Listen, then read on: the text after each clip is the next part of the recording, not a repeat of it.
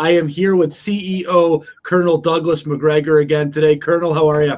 Great, super. So I want to start with this, and we'll get into the Israel conflict a little bit later. But I want to start with this. A recently published poll by Eurasia Group Foundation found that 58% of Americans think that the U.S. should push for a negotiated end to the war in Ukraine, citing the high humanitarian cost. Meanwhile, 34% want the defense budget to decrease. 16% would like to see more than half would cut the deficit with more than half. Colonel, what does this mean exactly? Because what it tells me is that people don't want to be involved in wars abroad, and potentially now 2 wars abroad if we include Israel. Oh, listen, that's spot on. We should pay attention to that poll because that reveals a great deal. I'm sure that if you were to sit some of those Americans down, they would raise the question of why are we spending all of this money overseas and doing nothing for the United States? Where's the benefit to the United States of investing so heavily in this war in Ukraine? Well, there is none. There's no strategic benefit to us at all. And I think Americans sense that, and they look at the border, they look at the crisis that we have there in the Southwest, and generally the crises in the cities, and they all reach the same conclusion. And when we talk about Israel, we should consider carefully these comments about Ukraine. Because, you know, historically, Americans have not wanted to be involved in overseas wars. And frankly, the lesson of the Iraq debacle was clear. If you can't fight something that's short, sharp, and decisive, that takes, months or years, forget it. Don't do it. It's a losing proposition unless it's a vital interest. And it's not a vital interest in our case to be involved in wars in any of these places. Let's talk a little bit about that war in Israel now. Some major events happened this week. There was a bombing that happened. The president is currently there. Antony Blinken has been there. We have a lot of American leaders going there. Where are we, and what do you think happens next, Colonel? Well, we know that apparently Antony Blinken is now a sitting member of the Israeli cabinet and National Defense Council. He's sitting in on all of these meetings. That's unusual, to say the least. There are a lot of people who are saying, well, we're now in charge of everything that happens in Israel. But the truth of the matter is, I'm wondering whether or not the Israeli leadership is not in charge of everything that we bring into the arena. They undoubtedly have priorities and they have interests. I don't see any evidence that we're pushing back against any of those. I don't see any evidence that President Biden is suddenly going to announce that after discussing the situation and the terrible casualties that have been taken in Gaza as a result of the bombing, as well as the losses the Israelis have taken, that now is a time for a ceasefire, for negotiation, for re-examining exactly what's happening. I don't see anybody looking for any off-ramps, Mike. I just don't. And then here at home, we have the voting for the allocation of funds for Ukraine. And the Republicans have said, not all of them, but many of them have said, look, we're not going to vote for this until you suspend spending in Ukraine if you want to move on to Israel. In other words, we can't do both at once, contrary to what Mrs. Yellen said recently, the Treasury Secretary. I said, Mrs., I don't know if she's married or not, but she said, oh, sure, we can afford 2 wars, absolutely, without question. I don't know anybody in the financial world who really believes that. When you have a $33 trillion debt, sovereign debt, over $1 trillion a year in deficit spending, remember $4.5 trillion is effectively fixed. That's Social Security, Medicare, Medicaid. These are the so-called, entitlement programs. Nobody's talking about cutting those. So I think it's just ridiculous. I think, no, we absolutely cannot afford to do both. And we ought to look very carefully at what we are doing in Israel right now. I don't think Americans have any idea what's happening there. I almost disagree with you a little bit. I don't know that we can afford one, let alone both, right? I mean, that's the other side of it. We're spending money there right now, and I don't know that we have that to spend. As you said, we have major issues in America between the border, between our cities and crime. There's some money that probably needs to be spent here. Let me ask you this. 2 carrier battleships going into that region. We have 2,000 troops that are on notice, Colonel, that they said you may be going over there. how do we contain this? Like, what is the strategy? I mean, you're a former military member yourself and a colonel. How do we maintain this of who's going there, what's going there, and what they're actually going to be doing there? Well, if you go back to 1990 and 91, before we actually committed ourselves to serious action, we managed to contain that conflict in the sense that we limited it to Iraq and the U.S.-led alliance against Iraq. We were able to keep Iran out. We were able to reassure the Saudis that this would not destabilize and destroy their society. All of the other players in the region were effectively on the sidelines. I think that we accomplished that again in 2003. Once again, we turned to everyone and said, this is about Iraq and removing the regime there and ultimately finding the weapons of mass destruction, all this sort of business. And everybody shook their heads and said, okay, we don't like it. We'd prefer that you didn't go. Some of your viewers may remember that the Turks at the time refused to allow us passage through Turkey to get into northern Iraq. They said no. And so we had to steam all the way around through the Red Sea and up into the Persian Gulf to deliver another 30, 40,000 troops and equipment. So I think this has failed. Anthony Blinken is too little too late. He was effectively rudely treated in some cases. Some cases, I think he was treated with contempt. And in most cases, he was lectured by the people he sought to discuss things with about their unwillingness to underwrite this destruction of Gaza and the expulsion of its population. And I think that's where we are right now. I think the entire region is sick of us. They're sick of Americans telling them how to live, how to govern themselves. They don't really want a war, but I think they're being pushed to the point where they said, well, we might as well resolve this, even if it costs us dearly, to bring this state called Israel and its mentor in the United States under control. I think that's a very dangerous set of circumstances. What is the American interest there? Are they aligned with Israel's and Netanyahu? Are these interests aligning? And to your point before, Colonel, does America support this? Does the everyday tax-paying American support this war and support potential, like you've said, 2 wars in 2 different continents? Do we support that? Well, first of all, Americans have not paid much attention to what happens in Washington because most of the time, most Americans aren't interested in what happens beyond their borders. They say, well, where's my check? Where are my food stamps? How can I afford what's in the supermarket? If I can't, well, then I've got a problem. If I can afford to buy it, well, then I will.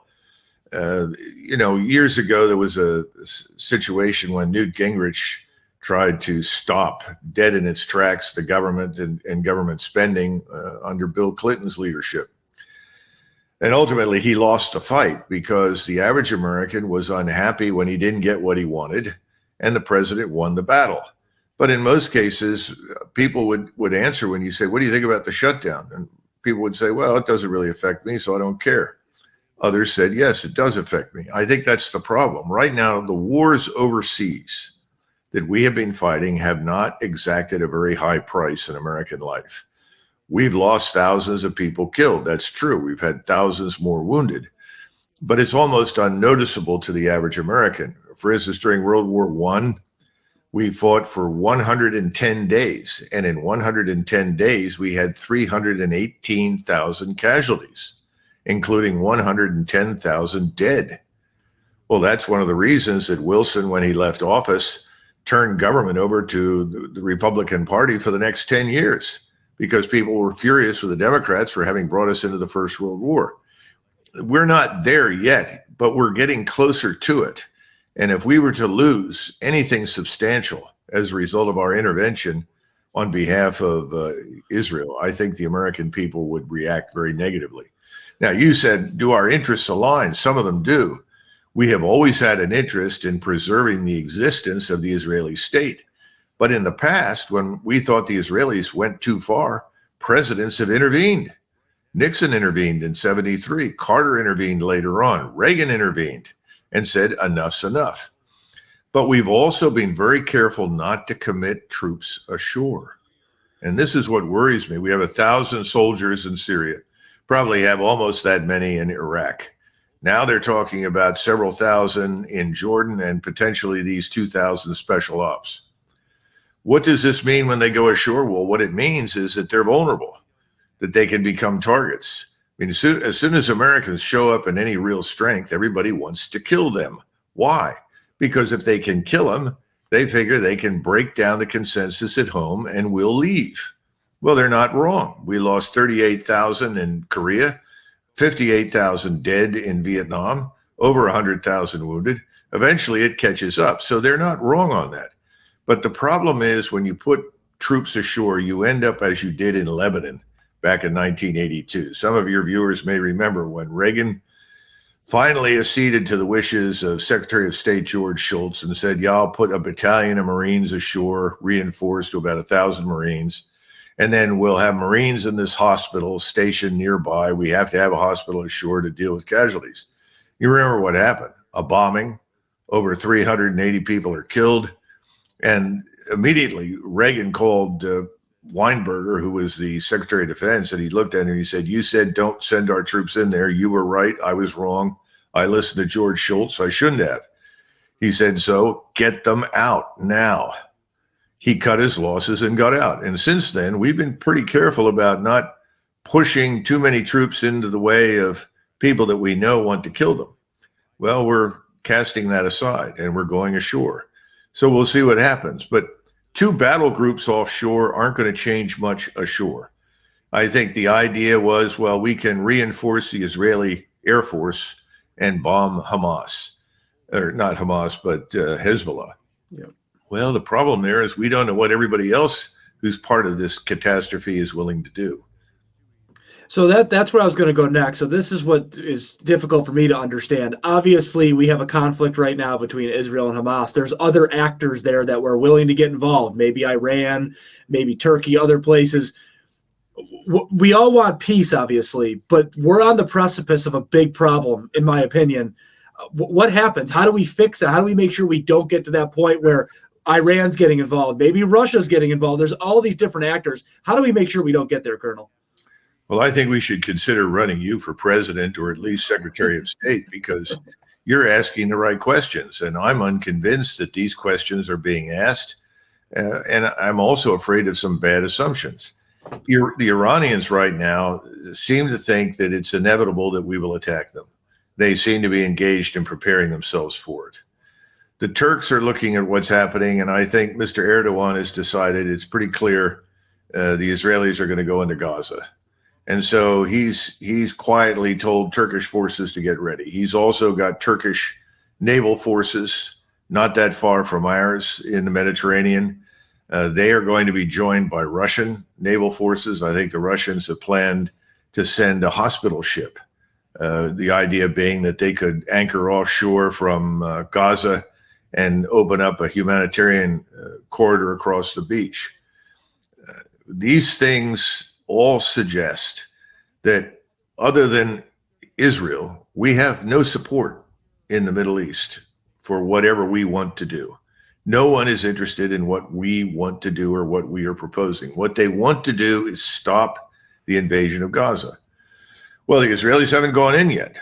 And I attribute some of that to their concerns about the state of training for the IDF, especially with hundreds of thousands of reservists who aren't very well trained and haven't had much time to prepare. That may be part of it. I don't know what else is on their minds. But if they go into Gaza, then I think all bets are off. And that's why, personally, I was hoping that Biden would go there and then come out and announce that we found a different way forward. We're not going to introduce thousands of Israeli troops into Gaza. But we haven't heard that. And so I have to plan for the worst. And I think that's the attitude for everybody else in the region. The worst thing that can happen is they go into Gaza and kill more Arabs. Not necessarily Hamas. Some will be Hamas, but large numbers of Arabs who just happen to be there. That's unacceptable. And that will bring the rest of the region down on Israel. Before we move on to our last topic today, let me just ask this question. Has America lost respect across the globe? Is America not the same as maybe it was 20, 30 years ago? And when, America got involved, things sometimes got handled, Colonel. Right now, it seems like America gets involved and craziness ensues. Have we lost respect across the globe? Yes. It's more than respect. I don't think people trust us. And we are widely viewed now as an enemy. Whereas if you go back 30 years ago, go back to 1990, it was a very different attitude. People respected us even when they didn't agree with us, and they tended to trust that we would keep our word. You'll remember that in 1991, after this conflict ended, we withdrew our forces, which we said we would do. And we tried from that point forward, at least until 1994, not to meddle anymore in the region. It's our meddling repeatedly over and over and over again to install a new government that will do whatever we tell them to do, frankly, that has gotten us into trouble. So I think right now nobody believes us. And you got to understand, they're looking at what's happened in Ukraine. We've spent, somewhere around 80 billion at this point. I don't know. I mean, I've listened to different calculations, but virtually everything we've sent over there has been destroyed by the Russians. And this great Ukrainian army that we exalted as the answer to our needs has been utterly and completely destroyed. The Ukrainian state is destroyed. The place is falling apart. So if you're sitting in the Middle East and you see that, many people are saying, well, listen, I don't think the Americans really know what they're doing. And they don't seem to have done very well. So again, to go back to your original point, I don't think they really do respect us anymore. And Saudi Arabia is very important to us and has been for decades. And MBS, Mohammed bin Salman, the crown prince, met Blinken. But before he met him, he made Blinken sit for 24 hours. He simply wouldn't speak to him. And when Blinken showed up, it was largely a one-way conversation. And that was also true, I think, in Egypt. I think Sisi, for him, it was a one-way conversation. Again, we're seen as a danger because we could actually destabilize everything. They really don't want to do that. But if we're insistent on pressing ahead, well, then I think the attitude is we might as well go in there and try to finish this problem off, which I think is a catastrophe for Israel and for us. And President Biden had other meetings scheduled this week that have been canceled. So to that point, the King of Jordan, who's always been a good friend to us, won't even speak to us because he knows that his country is at high risk of falling apart. He's got more Palestinians in his country than he does Jordanians. Yeah, it's a problem, and hopefully, leadership is what I think we need, and we'll get there in a minute. But let's talk about the border here for a second. So we're talking about things overseas right now, but here at home we have a massive issue and a wide open southern border, and people argue this point back and forth, Colonel. The video is there, the footage is there. You can see this stuff, and it's not fake news reporting. It's actual live streams of our border, people walking over. There's numbers, Colonel, that are saying up to $10 million during the Joe Biden term of president, or 10 million individuals that will walk across that border and enter our country. How do we fix this? What do we do here? Because this is a massive issue here at home that is going to, it costs lives with drugs. It costs lives with crime. We need to address it. We need to address it now. Well, that's right. We think that at least over the last 5 years, roughly 100,000 American citizens have died every year as a result of fentanyl poisoning or overdosing. That's not everybody who died from drug use, but that's just fentanyl. And of course, we know it's coming up from Mexico. The fentanyl is packaged and shipped up to us right through our borders. Some of it comes in through the sea lanes up from, especially in the Caribbean. And to some extent in the Pacific. The bottom line is I think Americans are looking at this and they're beginning to say, what do we believe? Because the numbers provided by the U.S. government are really very, very shallow, very small. I talked to some people at Homeland Security on condition of anonymity, and I said, well, I'm being told there are about 5 million that have come across, 5.5 million. Some people say 6. They started laughing. I said, well, what's so funny? He said, well, it's at least 7.5 to 8 million right now that we know of. These are the people that we identify when they come in. We register them theoretically for what reason I haven't figured out. And then we let them in and we let them go wherever they want. They get a free ticket to anywhere they want to go in the United States. And of course, now this is starting to share the pain because people in Chicago and Philadelphia and New York and other big cities that are accepting these people have no place to put them. So now they're asking the federal government to allocate hundreds of millions of dollars, even billions, to build housing for all these people. They're building a veritable city down in Texas right now. The sad part is that this is not just a federal question. This is also a matter for governors across the United States. Governors have enormous power in their constitutions. And if the governors want to call out the National Guard, for them, for the National Guard, these governors are the commanders in chief, and order them to go to the border and shut things down, they can do that. Now, if the federal government doesn't like it, it has a choice. It can take them to court, or it can try to send in federal troops to force the National Guard to back down. I don't think that's a very appetizing event from the standpoint of Washington. But I think it illustrates the frustration that people feel. Why is nothing being done? These people are coming in. We can't assimilate them. We can't employ them. Our economy is weaker than perhaps it's been in decades. We're looking at a guaranteed deep recession as a minimum. Why are we doing these things? And I think we all know the answer. This is to dilute the basic core population of Americans and to create potentially a new base for the left that they think will keep them in perpetual power. All of this is just ridiculous from the standpoint of the average American who says, well, how do we survive this? How do I put food on the table? What about my family? All of these people are absorbing enormous resources. We have about 27 million Americans that don't have health insurance. Well, if you're talking about anywhere from 25 to 35 million, we don't know, illegals out there, where do they go for health care? Well, they go to the emergency room, and we provide it. We don't turn people away. Who's paying for it? Well, the taxpayer's paying for it. And somebody said, well, that we're borrowing from the Chinese to sustain these wars. No, that's misleading. We're actually borrowing from the pension funds. Yep. Yes, Americans who expect to have a return on their investment in retirement. The whole thing is a financial catastrophe, without question. How are we going to solve it? There's only one way to solve it. It's to cut it off, cut your losses, and get out. And that's what any rational president would do. And any rational president, like the ones that I mentioned before, would go in with Netanyahu and say, look, we support you.